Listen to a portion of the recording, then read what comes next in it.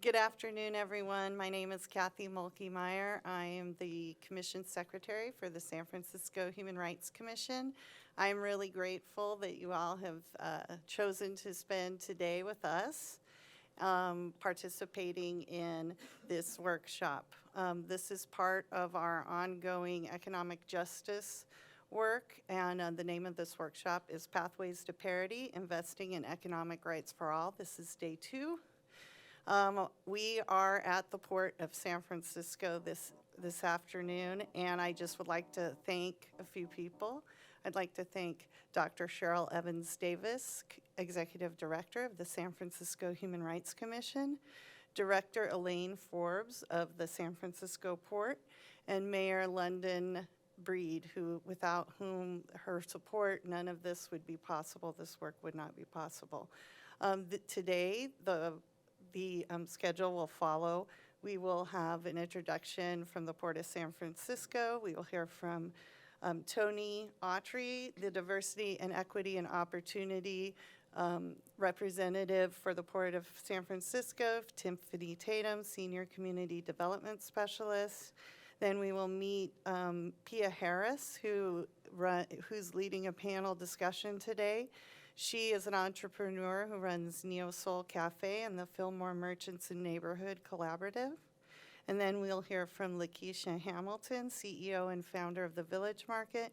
And the end of the day, we have a special presentation by Karen Carr Crawford, who is a startup specialist and a business strategy specialist. We're very fortunate to have her here today to give you all advice on your business strategies and growth. And now I would like to welcome Edward Moore with SF Housing Development Corporation.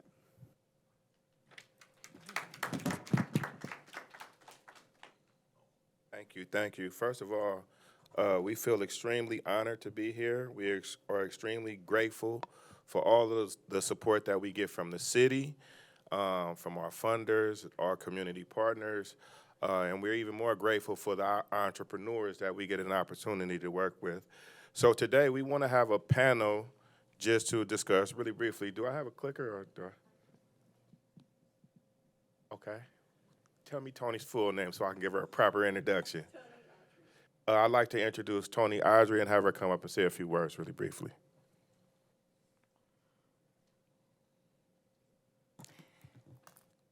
Thank you, Edward. Good afternoon. On behalf of the Port of San Francisco, welcome. My name is Toni Autry, and I serve as a Diversity, Equity, and Opportunity Manager, and we are pleased to be joined by small business owners and aspiring entrepreneurs, and certainly honored to be alongside the impressive guest speakers for the workshops that will follow the Port's presentation today. So our presentation aims to provide another pathway to doing business with the city by partnering with the Port. I have the great pleasure of introducing my esteemed colleague, Tiffany Tatum. Tiffany is the Port's Senior Community Development Specialist and is the lead advocate and liaison to neighborhoods and communities adjacent to Port property to maintain equity, engagement, and solicit community guidance on Port projects and opportunities. She is responsible for developing and executing the local business enterprise engagement strategy for professional and construction contracts. She also advocates for and strategizes to increase economic justice for underserved San Francisco residents in neighborhoods adjacent to Port property. Last but not least, she also co-leads the racial equity team and action plan to ensure that equity, diversity, and inclusion guide the Port's policies decision. Please help me welcome Tiffany Tatum.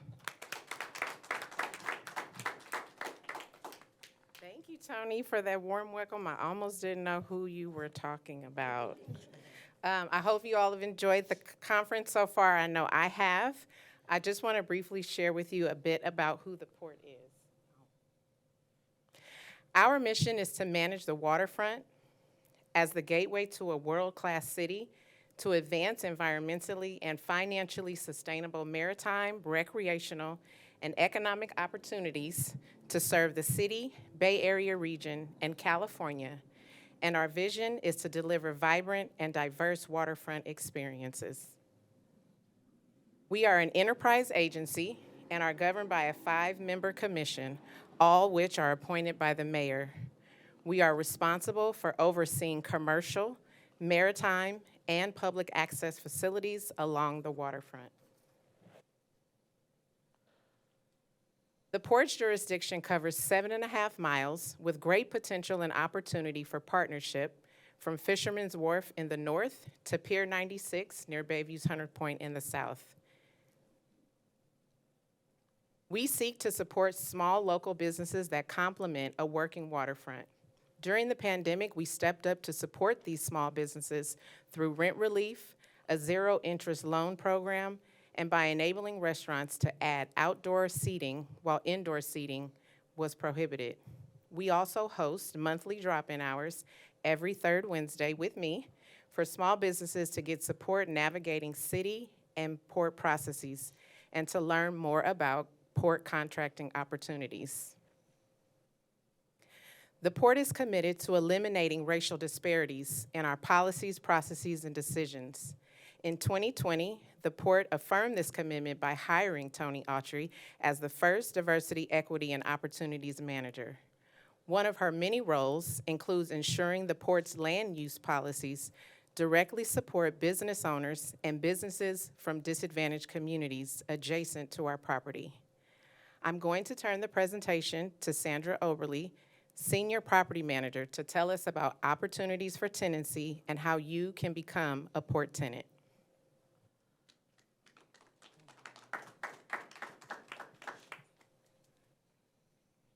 Taller. Hi, everybody. Thanks so much for being here. And I'm used to kind of looking at this and walking around, but kind of wanted to give you an overview of the port. What's so interesting about it to me is that it's sort of like a small city unto itself. You've got everything from parking, office buildings, retail, you've got the cruise terminal, transportation, you know, vacant space and where people can stage for construction staging and so forth. You've got the San Francisco Giants and everything that's going on there. So there's just so much happening. Like I said, it's really like its own city unto itself. Interim leasing. So as a, oh, did I go the wrong way? As an enterprise agency, the port receives no financial support from the city or and relies basically on its revenues and income that it generates itself. We've got over 500 commercial and industrial tenants representing more than 20 million square feet of occupied space. So it's basically 7.5 miles of the San Francisco waterfront from north to south. And that space doesn't include our maritime division and public access areas that are separate from that. So I kind of talked to you about the diverse group of property and what the port is and the kind of properties that we have. And I'm sorry if I'm not hitting this quite properly here. So when it comes to kind of real estate that we have available, definitely there's going to be your typical pier space, warehousing, industrial. We have fish processors here, so some of those types of activities. Storage area, definitely, that's certainly used by a lot of folks, in support of maritime activities and so forth. We also have retail, parking, office space, and so forth that is available, and that we're leasing on a daily basis here to help us support the port. So how can I find out if there is space to fit my needs, which are probably pretty diverse, right? There's just like the port's real estate portfolio. So to get information on leasing, spaces that are available and so forth, what I'm sharing up here is the leasing page from the port's website. It's sfport.com/leasing. If you look down towards the bottom, you'll see available properties. So you can go to that list and get a pretty good idea of the properties that are going to be available at the port. This is an older list, so it's not current, but that will give you a list of kind of the range of spaces, types of properties, locations, and contact information for the property managers who are responsible for those specific locations. I'll do this again. Leasing inquiry form. So go to the leasing inquiry form. And you're going to fill that out, and it's basically like submitting an email with a leasing inquiry to Port real estate staff so that we can follow up with you to find out what your needs are and best try to match your requirements up with our available space that's out there. So you might be thinking, for example, that one specific location works really well for you, but as we get to know you better and find out a little bit more, we may find out that we've got some other opportunities that are available that are even better match for you. So the general lease process is outlined here. Basically, what you're going to do is after you identify a space that works for you, you want to proceed with it, you're going to complete a leasing application and financial records request. And that's going to trigger a credit check that's run by our finance group. We'll go through all of that, get all of your business information, details, and so forth. And after that, we go through a process that we call pipeline. That's going to be reviewed by, general overview by fire. We're going to have environmental review, planning department, and so forth, just to make sure we've identified any potential concerns or issues there might be depending on what your use of the property is. After that, we're going to go ahead and work through getting your lease together. We work with our staff to get a site plan.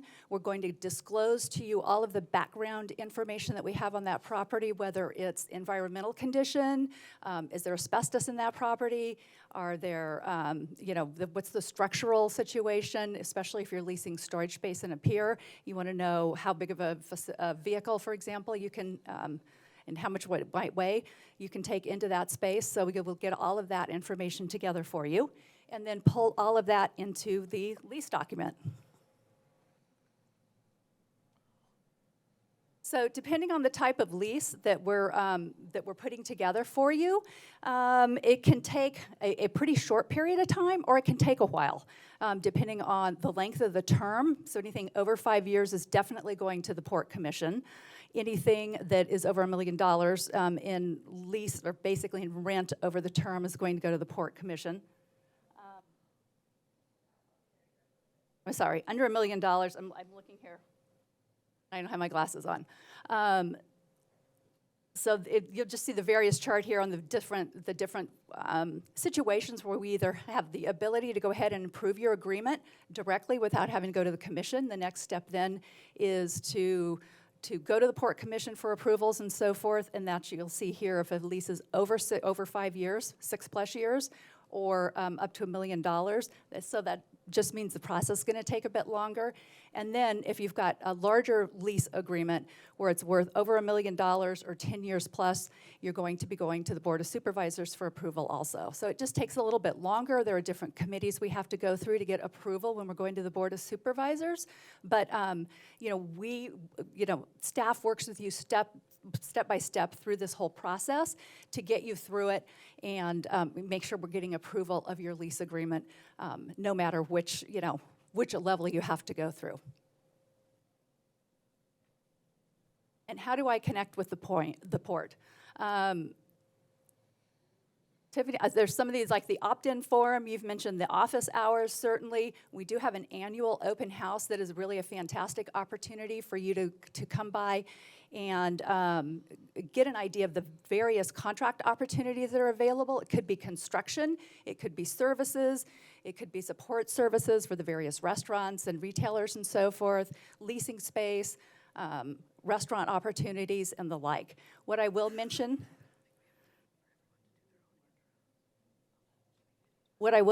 is we do have a couple restaurant opportunities that are going to be coming up. Typically with restaurants and retail space, we have to do a request for proposals and go through that process. But we do have a couple locations where we have been able to obtain Port Commission approval to retain a commercial broker to assist us with marketing those properties. One of them is the former Butterfly location at Pier 33.5 on the Embarcadero. It's right near Alcatraz Landing, so that's going to be a future opportunity coming up soon. It's about a 4,000 square foot space, so certainly any restaurant operators will be reaching out to the community to be looking for potential operators for that location. The other one is the Ferry Plaza East building. It's located over here behind the Ferry Plaza. It's about an 18,000 square foot building, and that's going to be marketed by the broker coming up here in the near future too. Thank you. Hi, everyone. While we're waiting for our, just to move the slideshows forward, I just again wanted to thank the Port of San Francisco for hosting. And I wanted to acknowledge that the Port of San Francisco has hosted for the past 2 years Juneteenth on the port, and it was specifically created to highlight and profile and support Black-owned businesses at the Port of San Francisco. So I want to thank the port for that. And now I'd like to welcome back Edward Moore to open the panel discussion.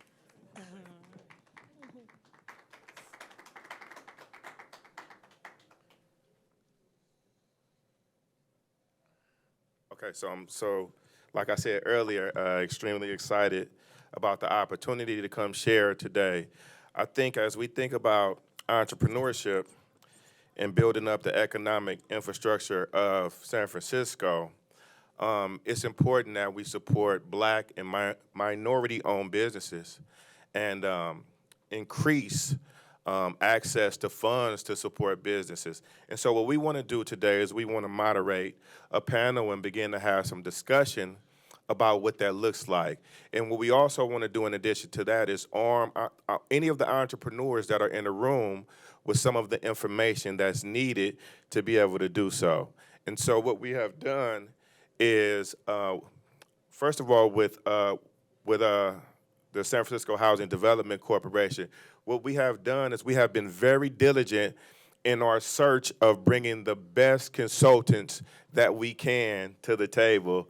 And I think we've done an amazing job. So what I'd like to do is I'd like to start off by introducing, first of all, our staff. I want to start off with our amazing director.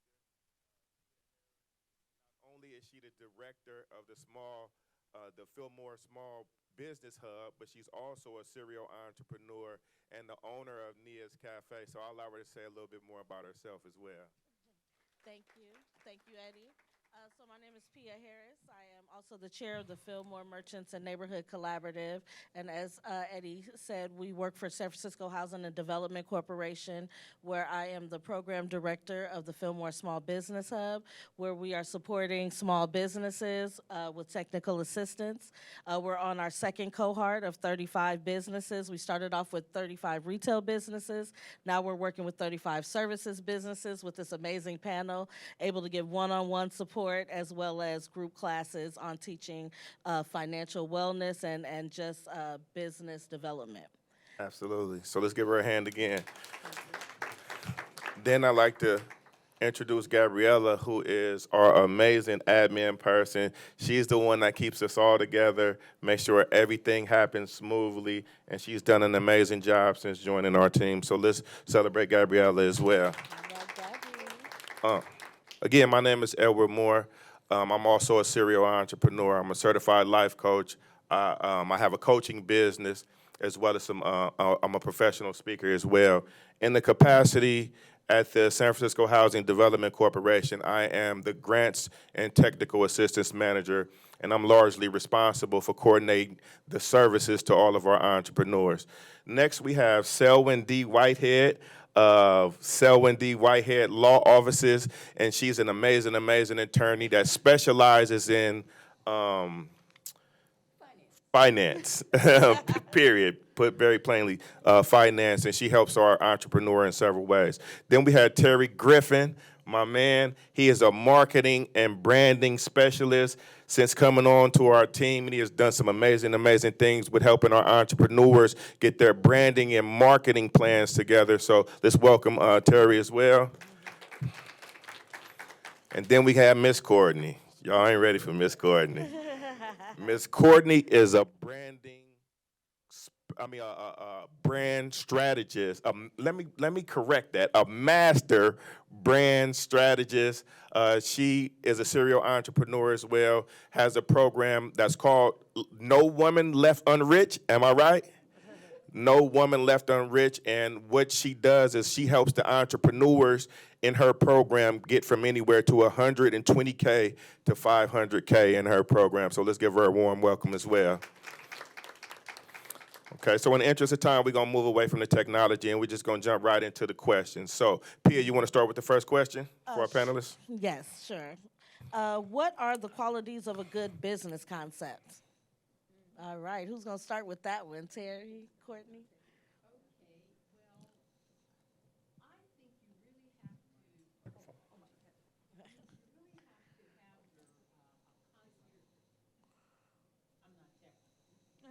Check. Okay, cool.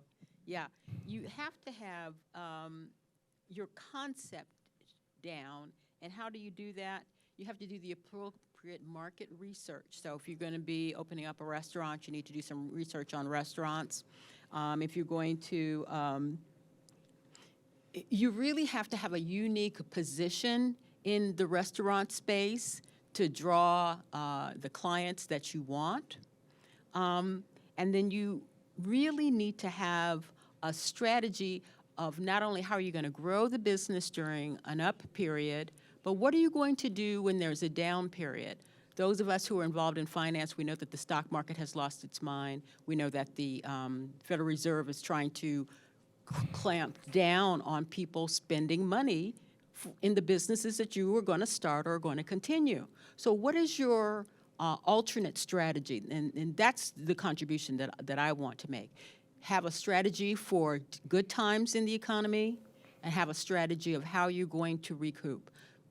People of my age, grandparents lived through the Depression. They were black, and many of them were female, and some of them were successful. So how did they do that? They took the slings and arrows of outrageous fortune, and they turned them into something that would sustain themselves and give them the opportunity to raise kids who were resilient and strong. My small business clients, if we have to go through bankruptcy to come out the other side, we do that, but we do that with knowledge that we have a shelter to help us get restructured, and we use that opportunity to get restructured. So that's what I'm saying. We need strong black entrepreneurs who can say to the world, throw me whatever you want, I'm going to throw it back at you, okay? That's my suggestion. Come on now. All right, Miss Courtney, what you got? Well. I'm just playing. Hey, everybody. That was eloquently put. I'm going to go just a little bit deeper in a very quick way. I'm all about doing things quickly but efficiently. When it comes to being unique, people say, be unique, but it's like, what the heck is that? It's like, how am I going to be unique? What exactly does that take? And, if I could give any advice towards this and, talking about this business concept development, I would say if it is, there's a few different pieces of this, but if you have easy, safe, new, big, or even fast, if you can put any of those inside of your concept when you're developing it, then you can always find a unique way to position yourself ahead of the other people in your lane. And that goes very deep, but if you take some time to really think on that, you will always find a way to either say, hey, my processes are unique in delivering this concept, my processes are unique in delivering this service or whatever it is you're giving, or at the same time, you might say, you know what, I can deliver it faster. So you just have to sit and think in depth about how you're going to deliver the service, and it doesn't always have to be the way your brand looks and different things like that makes you unique. It can also be the behind the scene, like how some people leave chocolate on a pillow. So there's different things that can make you unique, but Selwyn said most of it there. Absolutely. So we'll move on to the next question. So what is the information that you need to be able to effectively market your business? Let's start with you, Terry. The information needed to effectively market your business, I want to take it back to the basics. I have a strategy, it's called the 4 Ps, It's your purpose, it's your promise, it's your personality, and it's your positioning, right? So as you're creating your business, you have to think about what is your purpose? What is the purpose? Who are you affecting? Who are you helping? So when you create that, your purpose will pull you to your future. And as you're getting pulled through your future, you know, as you're going this path of entrepreneurship, you're going to go through hardships. You're going to go through hard times, but your purpose will pull you through. The next thing I would say is your promise. Right? What is your promise? What are you promising to the people that you're serving? Like, if I come to you, what are you going to promise me? Are you promising me quality? Are you promising me speed? Like, what is your promise to the people that you're serving? The next P is your positioning. Like, what is your position in the market? Like, where do you stand? Like, where do you exist? Why do you exist? What is your positioning in the marketplace that you're in? And what's the piece I did? What's one? I got one more. Did you do personality? Personality. What is your personality? Listen, you have to, in order for you to stand out, you have to have some sort of personality. In today's time with social media, you have to stand out. Right? So what is your personality for your business, for your brand, as you're putting it out there to the world, right? So what human characteristic are you giving your business as you're presenting it out to people? Because as we look at marketing, as we look at commercials, we remember the funny stuff, right? We remember the different personalities. We remember the heartfelt commercials that we see. So what is the personality for your brand when you're putting it out to the world? So really briefly, before we move on and go to the next person, you educated me about the different personality types. Could you really briefly go over what the different types of personality types are? So there's a few of them. Are you motivational? Like when I, like, let's say, like everybody, who here has social media? Okay. Not too many hands up. All right, we're going to have to change that. But okay, but let's say, if I'm coming to your social media page, what experience am I getting, right? Are you motivating me to keep pushing? Are you inspiring me to keep going? If I come to your page, am I laughing? Or is your messaging, when I'm coming to your page and I'm crying because the message that you're delivering me is so heartfelt? So when you're thinking about the personality that you're putting out there, you want to think about the experience your consumers are getting once they come to you. Okay, amazing. All right. Courtney. Yeah, that was really good. I definitely agree with what Terry just said. And it's important to note, too, that in order to know what experience you're going to give, you got to know yourself. Because a lot of the times, your business comes from who you are and the values you represent as a person.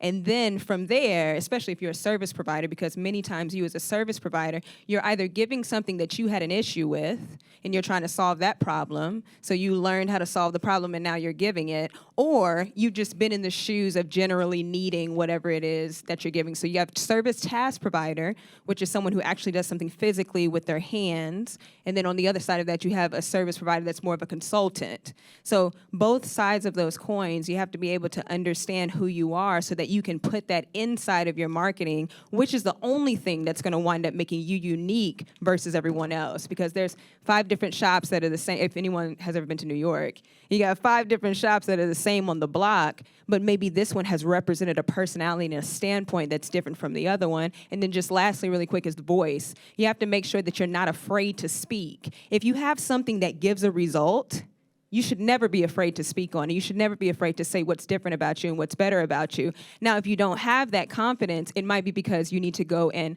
work on your results. That's just the truth. Right. Can we kind of touch on, you guys touched on market research and unique value proposition. What about target audience? All right.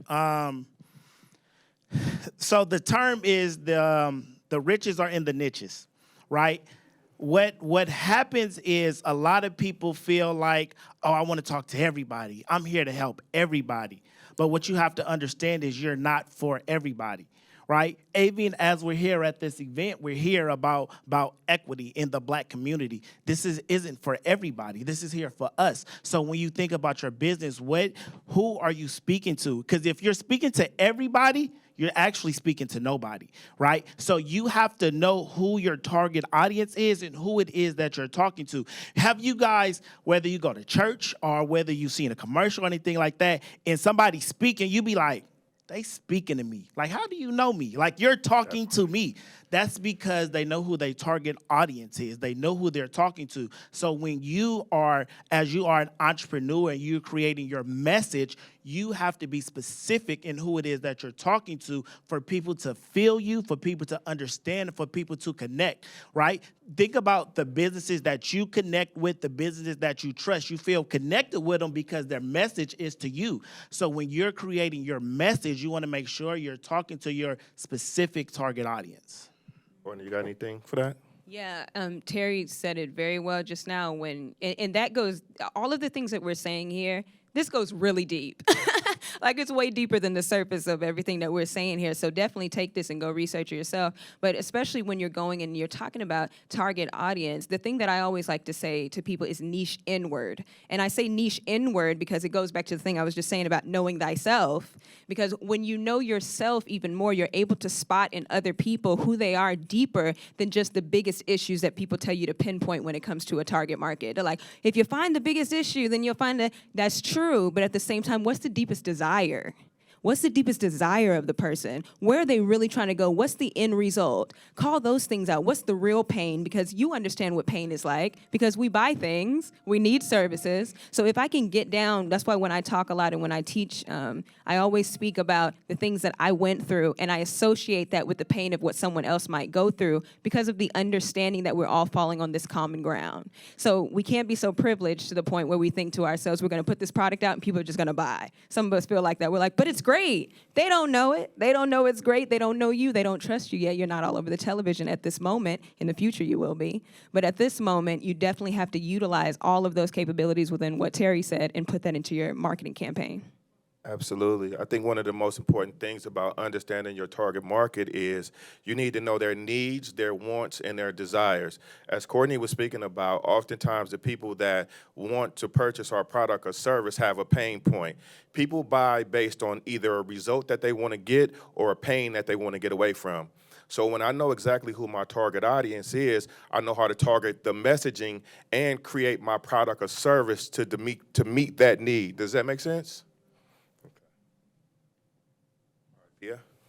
What are various ways to market your business to potential customers? I'll just say this, and I'll say this in the nicest way, but don't nobody know you. Like, you have to think about that. Don't nobody actually know you. And that goes for us as well, right? Think about this. There's people still in this world that's never had McDonald's, right? As big as they are, there's still people ain't never had it. So what you have to think about is when you are putting yourself out there, like, be vulnerable and just put yourself out there, because don't nobody actually know who you are. And the point of business marketing and that is to put you out there, right? So advertising, social media, coming to these events, putting yourself, getting in the room, investing in yourself, that's how you take your business to the next level, right? As we've been here at these events for the last 2 days, all I've been hearing is people talk about is relationships, right? Relationships matter, right?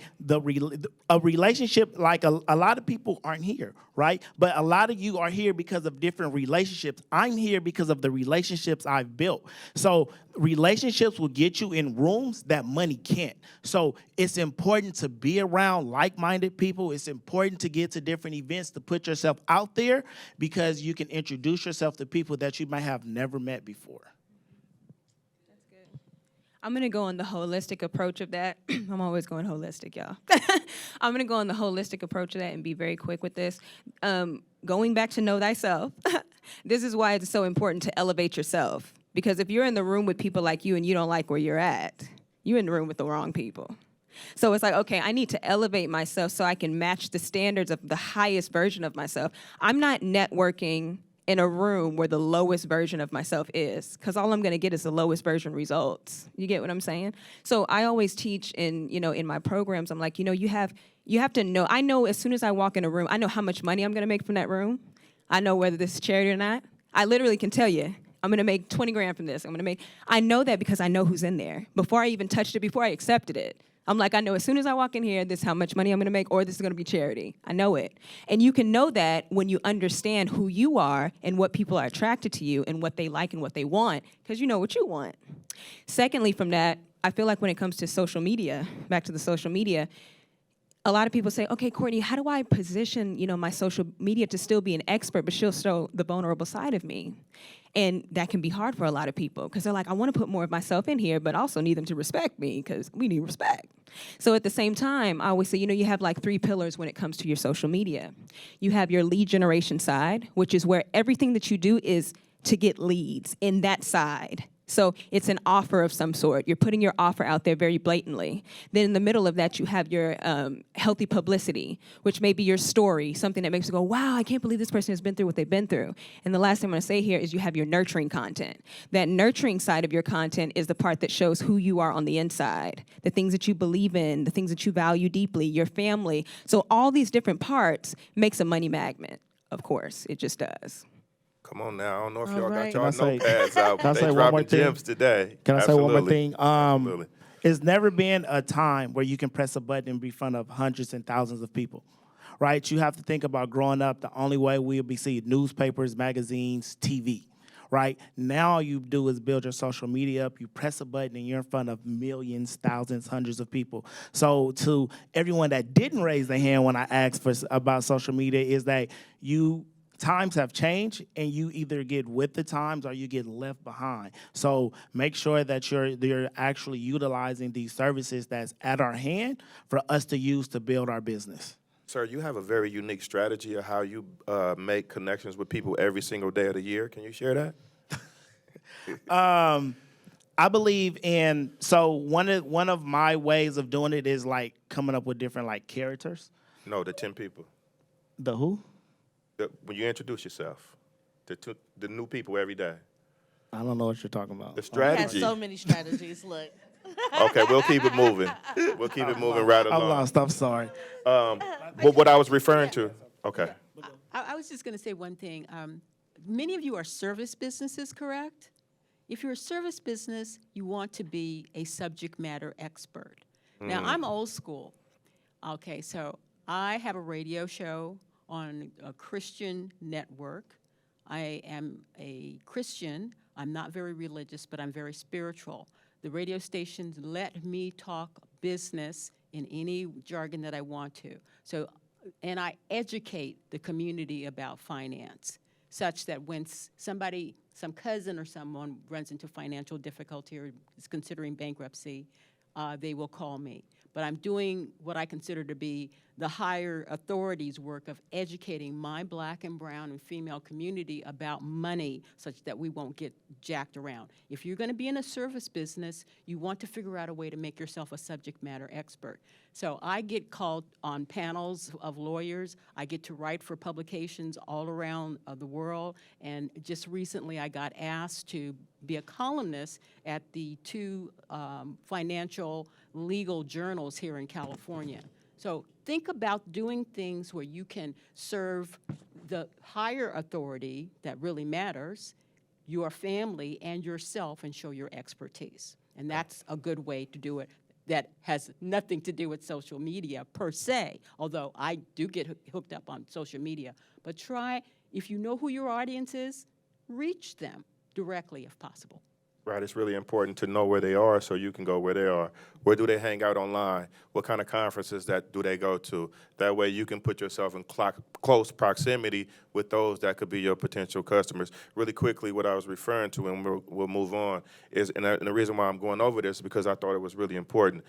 You said that you connect with 10 people every day, 10 new people every day, which equates to 300 new people a month, which equates to over 3,000 new people every single year. And so that's what I was speaking to. Yeah. So a strategy of mine is just like, in my notes, I write an introduction, right? And so what I would do is go to different people and go to their Instagram, send them a DM. Hey, I'm Terry. I'm a business coach. I do X, Y, and Z. I have a course, so you can hire me one-on-one. And I do that to 10 new people every day, right? In like you said, in a month, that's 300. And then in a year, that's over 3,000. And so just, people got to know who you are. So you have to introduce yourself to new people every day. All right.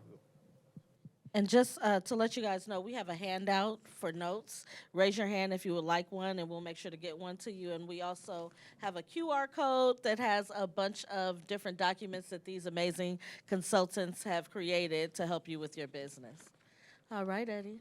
Okay, so the next question is, why is it important to optimize e-commerce opportunities for your business? Terry?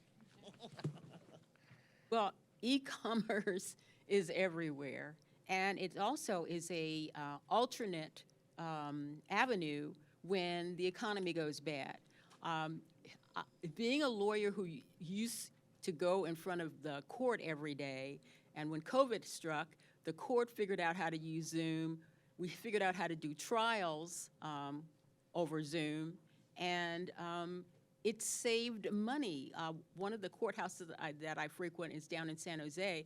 That's like a 3-hour waste of time getting to and from a courthouse. Doing it over Zoom is a way to save money, keep my overhead down. So that's why e-commerce is important. Don't be ashamed of running your business out of your spare bedroom, or you're not having to pay rent.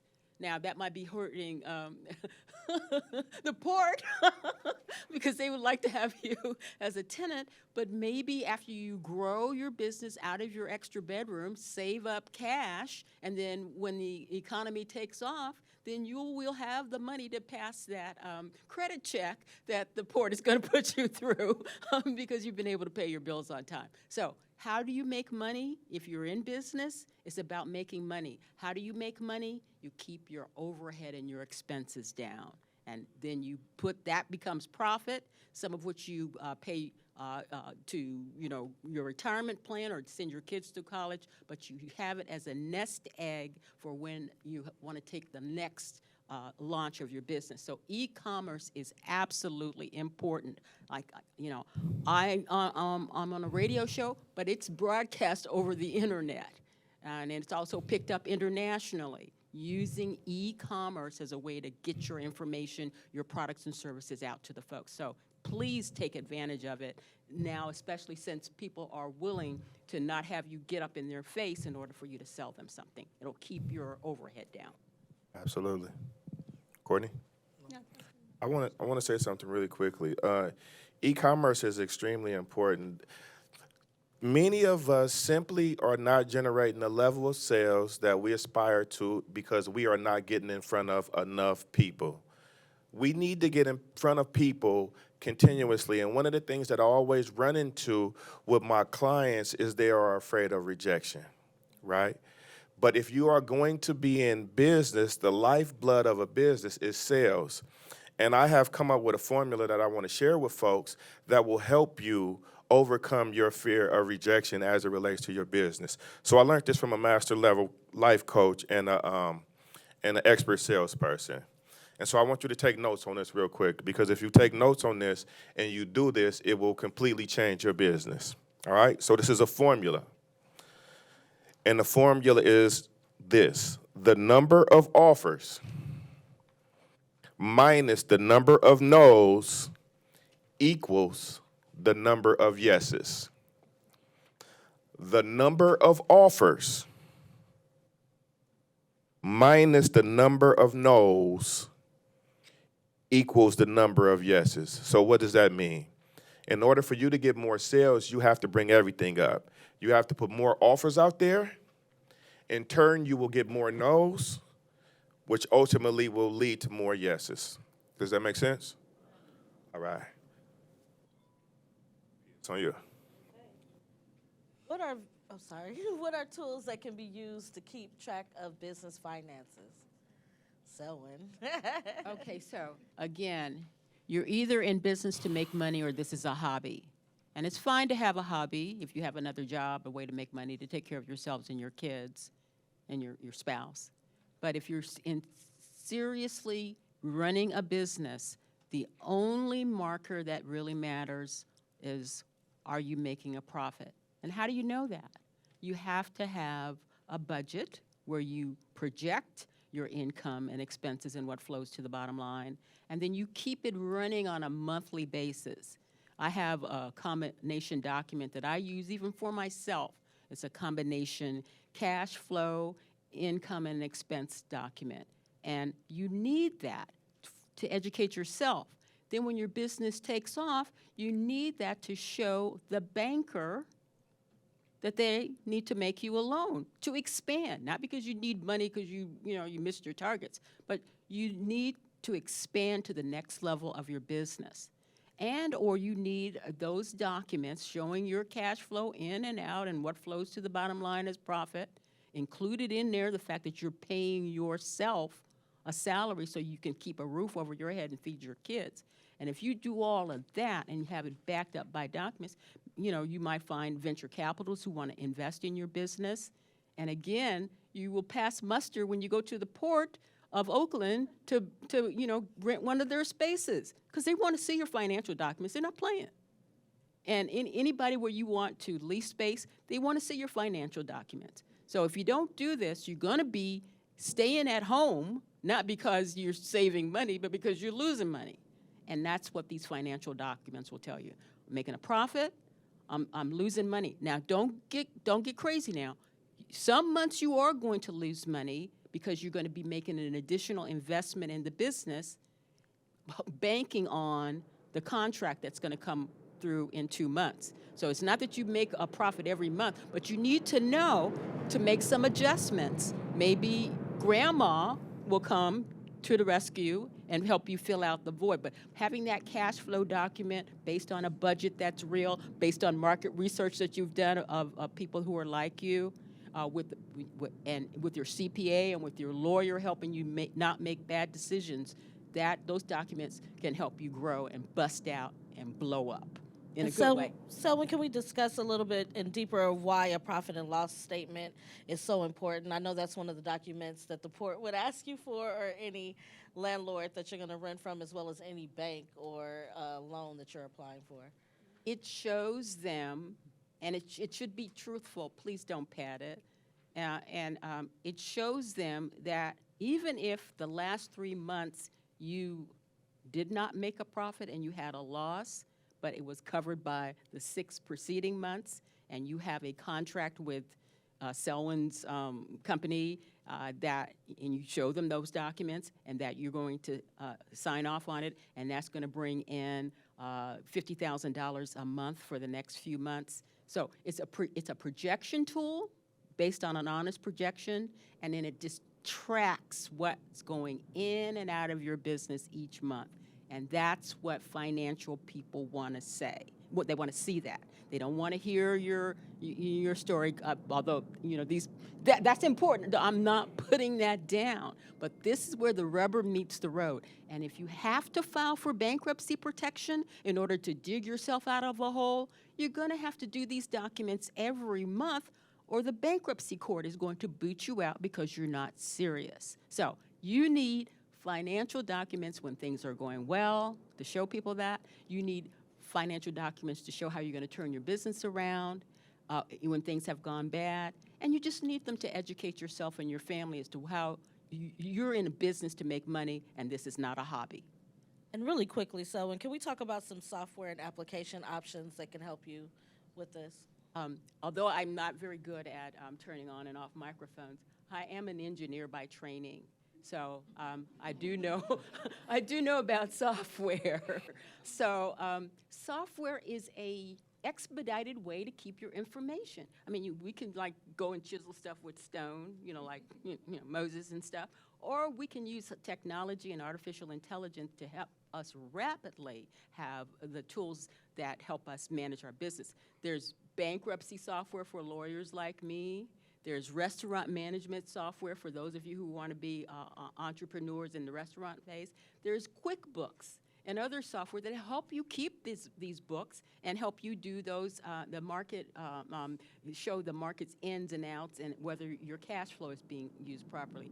Please use these tools. Yes, they might cost you an extra $50, $60 a month, but it's going to be well worth it. Where could you employ somebody for $50, $60 a month, or you're going to have to do it yourself, and that means that you're going to spend your entire weekend doing your own books yourself the old way, and you're not going to spend any time with your children or your spouse or your significant others or being out in the community or coming to events like this. Software is there to help you. Please don't be afraid of it. I'm gonna be quick, especially before this plane comes again. I'm just kidding. So the importance with me, I love what Selwyn said. The importance with me in this is I kind of force my clients and my students to track their, unless they already have a system in place or they're already making between $12K and $30K a month, I tell them to use Excel. A good old Excel sheet never hurt nobody, okay? Because in the beginning, some people don't have the money to pay for those type of things, these different type of things. That tool is very cheap. That's a really great tool at $50, $60. But some people don't have that. And it's also good for you specifically that you see not just the amount of money coming in and out, but the actions that made you make that money. So your key performance indicators for your business are just as important, and it goes along with your finances, of course. You know, Terry was talking about his strategy of reaching out to a certain amount of people per day, which you have to earn the trust of, by the way. Don't just be knocking on people's door like, hey, buy my stuff. Okay, we got to say that. That's very important. That's just spam. But it's spam. So now, you know, when you're talking about this, it's like, okay, what actions did I do this week? What actions did I do this day that made me make this sale? Was it cross-pollination with another brand? Did I get on another brand's platform? Did I reach out to 20 people in this certain specific place, and that's what made me this money? Because when you find those things out, you know what you do? Rinse and repeat. You do the same thing you did in one in another one, and you keep getting the same result until something else happens. You have to figure out and strategize what happened in this, right? So along with your with the amount of money you're making, I always tell them, and I have a sheet for this. If you guys reach out to me on Facebook, Courtney JP Lewis, I will send you the sheet in your messenger. But I have a sheet for this where it not only tracks the amount of conversations you have to make a certain amount, where you had those conversations that made that certain amount, but it shows you how to project that over the full year. So it's important. What strategies did I do to make this money, and where's the money going? Thank you, Courtney.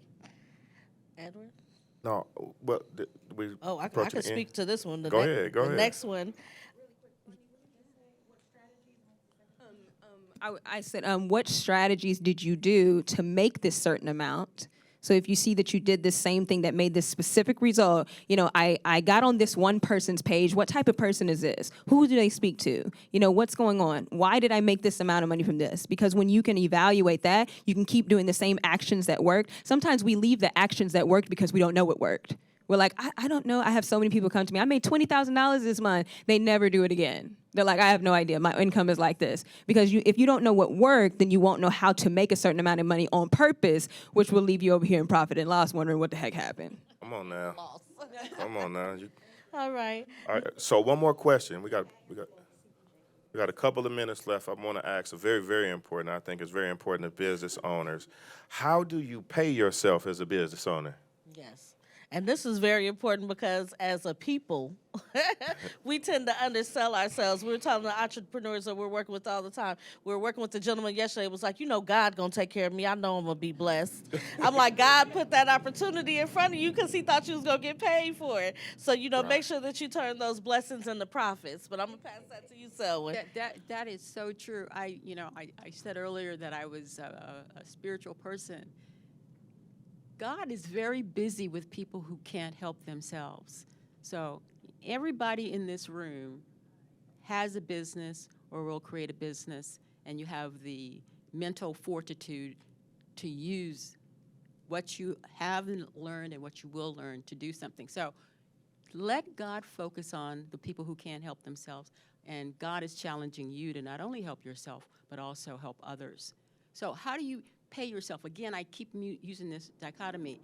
You're either doing this as a hobby or this is a business. And if you model your business after big businesses, they pay people money. They pay them salaries. Otherwise, no one will come and work for them. So why are you not paying yourself? Give yourself a reasonable salary. How do you figure out what a reasonable salary is? What are your reasonable living expenses for your rent, your mortgage, your food, taking care of your kids, putting aside some money for your retirement, putting aside some money for your kids to go to school. That's what we do when we go to the bankruptcy court and tell the judge how much money we can pay back to our creditors. We get to pay ourselves off the top. Please don't not pay yourself because you're not in business. I find people who I have to help through bankruptcy, they're managing the business. It might be breaking even, and it's because they're not paying themselves. They're putting their personal living expenses on credit cards. Well, it comes and gets them through the back door. They end up having to file for bankruptcy because they can't pay their credit card bills because they're not making enough money in the business. So what does that mean? You're going to have to up your prices or cut your expenses so that you can pay yourself a reasonable salary. Otherwise, you're kidding yourself. This is a hobby. And if it's going to be a hobby, that's fine. Maybe your significant other will pay the bills to keep a roof over your head.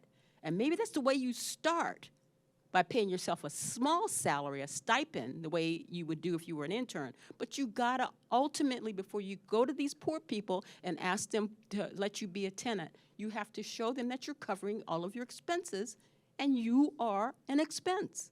Pay yourself a reasonable but decent salary to cover your personal living expenses. Otherwise, you're kidding. I just want to say one thing, and it's something that I had to learn. Just because your business make money don't mean you make money, right? And so that's something that we need to understand and know, right? Your business made $10,000, not you, right? What happens is a lot of time is our business makes some money and then we take it and go spend it on ourselves. Or I'm going to go out to eat, or I'm going to fill up my tank, or I'm going to get these shoes. Just because your business make money does not mean you make money. And once you understand that, that will help you with your finances. Absolutely. And that's why it's important to have the profit and loss. And it's important to have a salary for yourself, so you're not just dipping into the business money like, ooh, it's a cruise on sale. Let me take care of this. And then you're not able to make a profit, Courtney. Yeah, Courtney, did you wanna and add? oftentimes we talk to our entrepreneurs about separating their finances, right? Having a business bank account versus a personal bank account, because too often they integrate them and you don't know what money is coming in, going out. You transfer money from this account to this account, and when they go to look at our finances are all over the place, which oftentimes puts us in trouble. It could put us in trouble with the IRS, but a lot of times we don't qualify for opportunities. There were so many black businesses when the PPP went around that were not able to qualify because we didn't have our books in order. Going forward, that is time out for that. It's time for us to have our books in order. When they was giving out the loan, the government was giving out the loans during the pandemic loans. Yeah. All right, so we got one more question, and then we're going to open it up for Q&A. Did anybody have anything they want to say before we move to this last question? Courtney. Everything was pretty much already said. I think I just want to say, really quick, oftentimes, panels like this and discussions like this, you have so many different types of people in the room, some people who are more advanced and experienced, some people who might be new. And I just want to encourage you that, this is a process. And everybody that's, the top keeps going, like it trillions. It keeps going. And the person who's sitting on top, like some of us in the millions, or some of us in the 100,000, some of us who like, hey, I don't even got $10 right now. There will always be someone else who is able to reach down and pull you up if you find the right person. So I encourage us to, sometimes it's tough. We live this life, and especially as people who are, of color, of any minority, we find ourselves really struggling just trying to do everything on our own. And I would say to go out and seek mentors and consultants and coaches, people that you can actually trust, though. Look for the trust factor, sense it inside yourself, and ask people for help. I get people who inbox me all the time. They're like, listen, I can't afford you, but I just want to know if you'll answer this question. And I give lots of free information on my social medias on purpose, because I'm looking for people to come back and say, hey, I made this amount just from your free stuff. Now I need you to show me how to get to the next level. So take advantage of it, because I started like that too. I was sleeping in U-Haul trucks at one time in my life, under bridges, and people looking at me like, isn't that woman who was? It's so embarrassing, so embarrassing. Lots of mental health issues, so many things going on. So just because you're at the state now, even if you're at a higher state, just keep reaching and going. It's just the ones who don't stop. That's it. Just don't stop. The part that Courtney is leaving out is, I don't know if you've been on the Zoom with Miss Courtney to see the background of her home. Not to put you on blast, but she's not living under a bridge right now. We're talking about oceanfront and success. So, chickens today, feathers tomorrow is kind of what, or the opposite, is kind of what we discussed last night. Absolutely. So we have one last question before we open it up for Q&A, and this is a really, really important question. What is essential for businesses to have in order to qualify for funding? Look, Selwyn. You have to show the people with the money that it's worth their effort to put money in your business. Again, we're either doing this as a hobby, and we don't have to keep track of it, or we're doing it as a way to increase revenue so it flows down to the bottom line to profit, including our salary is one of the things that's before the bottom line, and we have profit. And the people who are interested in investing, City of San Francisco, City and County of San Francisco, they don't necessarily want you to have to pay them back, but they're not going to invest money in an entity that can't sustain itself. They would be throwing good money after bad. But especially if you're looking for a business that makes money with money, like a bank or a venture capitalist fund, or even your all-girls network of, quilting bee mamas who might say, oh, we like Selwyn, so she needs $10,000. We'll just give her $10,000, but Selwyn better give me back $10,001. So you need to be able to show these people that you're really in business, and that's where those financial documents come in. If you don't have your financial documents, the City and County of San Francisco is not going to be able to help you because they're using their taxpayers' money, and they have a fiduciary duty not to throw good money after bad. Banks also have regulators and depositors who will sue them for breach of fiduciary duty by making bad loans that aren't documented. So, and venture capitalists, they're only interested in making money, So all three groups need you to be able to prove that you can make a rate of return for them.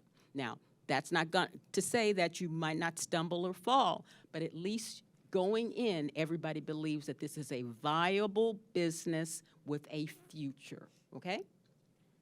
And Selwyn has helped a lot of our businesses with their financial projections as well as profit and loss, and those are certain things that you'll need to turn in with these loan applications as well. So really quickly, before we go into Q&A, we help people apply for funding all the time. We've helped several people apply for funding. At the bare minimum, you need to have your business registered, number one. You need to have a business plan. You need to have a EIN number. You need to have a business bank account, just the bare minimum, and we can assist with the rest.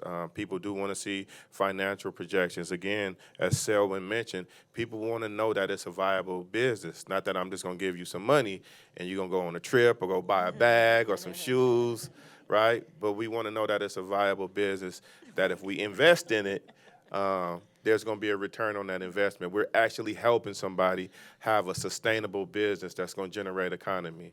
Okay, so those are some of the bare minimum things. So you got anything else, Pia? No, definitely financial projections as well as a business plan that includes all of those details as well. Okay, absolutely. So now what we want to do is we want to open up the floor for Q&A to answer and field any questions anybody in the audience may have. Joseph.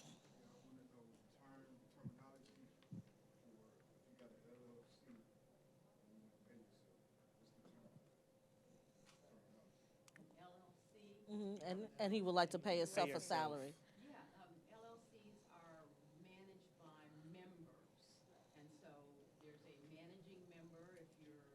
You can have one person LLC, and that managing member is responsible for the documentation and for paying salaries.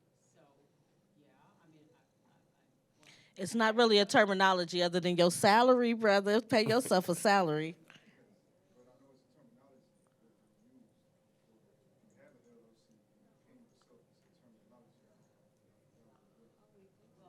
I think he's talking about the owner's draw. There it is. Yeah, owner's draw, that's also for sole proprietors. That's, okay, so in corporate structure, you pay the salaries of the executives, and the executives hire staff, and they get paid through it. But if you're a sole proprietorship, I tell people this, you need to have owner's draw, that's to pay your salary, and then you reconcile it at the end of the period. And it's similar to that in an LLC, but again, an LLC has members that run it, and so the member would be pulling draw from the profits of the LLC, or the revenues of the LLC. Yeah.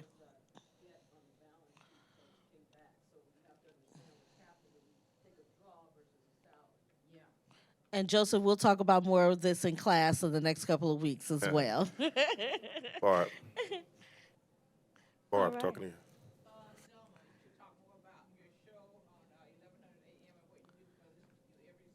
Oh, look at that, a fan.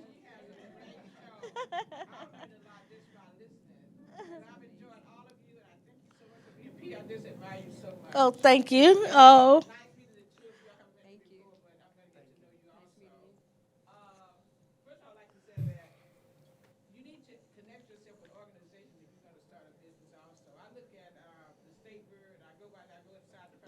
What makes you so famous? I mean, there's a line down the street all the time. Every day. On Fillmore Street. Who comes from other, and I talk to folks in the line. Why are you here? My family's here from Europe, and I want to bring them to this state. Yes. Well, they set up pigeons in there. Can't be But anyway, I want to also say this before I sit down. You need a lawyer and an accountant. Yes. You definitely need a lawyer, you need an accountant. Those two are very, very important tools that you need to start a business. If you don't have that, you're going to get yourself in trouble. And like they were saying, pay for it. Take the money and pay for those things because you don't need to have the time to do that expertise to do it. Absolutely. Thank you. And we'll be able to take one more question. Oh, yes, Ms. Selwyn. I'm a lawyer. I have a master's degree in taxation law and intellectual property law. I have a lawyer and I have a CPA who helps me. So please understand, I could do this all myself, but you need to have a separate set of eyes. Hopefully they're more knowledgeable than you are, or they just have a different take on things. But what you're saying is absolutely correct. Yes, it's an expense, but it's well worth it. And if you're saying that's good and great, but I don't have the money for that, because I know some people say that, always remember that you have different sites like Upwork and different places like this where you can hire someone hourly. So you can say, you know what, let me hire you for 2 hours this week. You don't always have to start out with somebody being straight up on your payroll. That's not realistic for some people. But you can hire them hourly and be like, you know what, let me pay you for an hour this week, and then try to manage some of it yourself. Yeah, it takes more time, but that's the situation you're in. We got to be real at the same time. You know what I mean? Or you can hire someone like me through this organization Hello. to do a consultant one-on-one for a couple of hours. Is that not right, correct? This is correct. Okay. Yes, This and is please reach absolutely out to correct. Gabriella, who has a QR code for you to sign up for our services. I was just going to say, did we tell you that Selwyn and all these panelists are a part of our program? So not only will you get classes and support from them, but also one-on-one support. So please do sign up for further support from our classes. And did anyone have one more question? We also just wanted to, yes. Okay. I don't know how to ask this delicately, but that's not in my spirit this week. So, Okay. well, I mean, I think as people of color in particular, we get caught up in what I would call the hookup culture. Mm. You know, y'all know what I'm talking about, right? Where you got friends when you start a business and they want to get hooked up. Mm-hmm. And how do we navigate that other than just being real kind of like nah? Yeah. You know what I mean? Because there are unique external pressures that specifically affect our community about, well, you don't get back in me if you don't do this. Yeah. It sets out those negative stereotypes about what you're trying to do. So Yeah. what type of, she's looking at me like, what? I'm ready for this answer. I got an answer for this I'm one looking myself. at you like I done been there. That's what I'm looking at you like. Yeah, I'll be quick because I know everyone probably has something to say about this one. Now, I'm all about the realistics of everything, right? Because I've been broke and disgusted, and I've been on the other side. And it's an interesting thing when you've been on both sides. So the thing about that is, number one, you got to be witty. Just if you're from the hood, you know you got to walk down the street a certain way. You got to be looking a certain way. You can't be smiling too much. You know what you got to do. This is the same way you got to move with your environment. So it's like, okay, who do I have around at these? Because sometimes you might be ahead of your environment, but you just haven't graduated physically yet.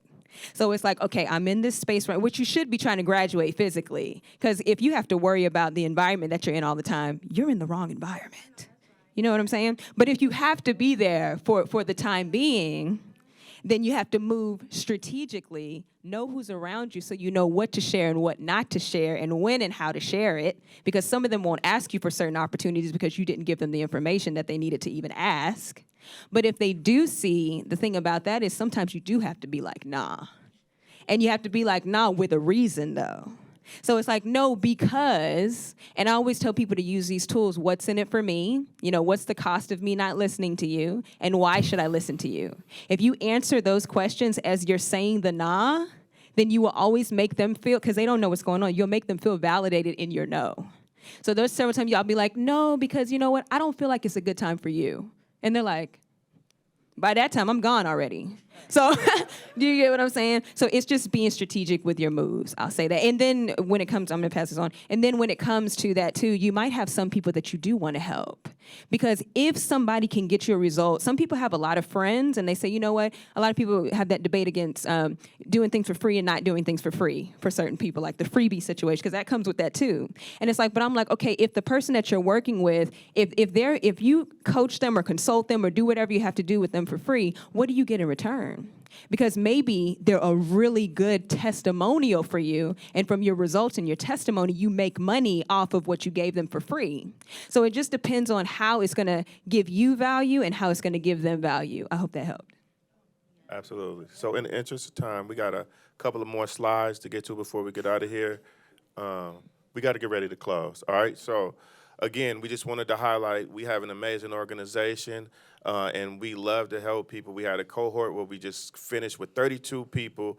100% of those people completed our program for a 100% retention rate. All of them got business plans, got $7,500 seed money for their business, as well as business plans prepared to access additional funding. And so we have a QR code that we'll pass around. We would love to help any entrepreneur or aspiring entrepreneur in the room get your business up and running and get to speed. So can we give it up for our amazing panelists today? And we would like to also give a shout out to the Office of Economic and Workforce Development. Larry, Nicola, we see you here. The reason for the season, thank you for all of the support and love that you guys have given us to be able to do this and to be able to continue to help small businesses. We'll be opening up a shared retail space called In the Black come this November, so please support 22 Black retail businesses that we have moving into the old check cashing place on Gary Street, which is really ironic as well. So be prepared to shop there for the holidays. All right. Thank you so much. Thank you all for your time. Yes. Thank you.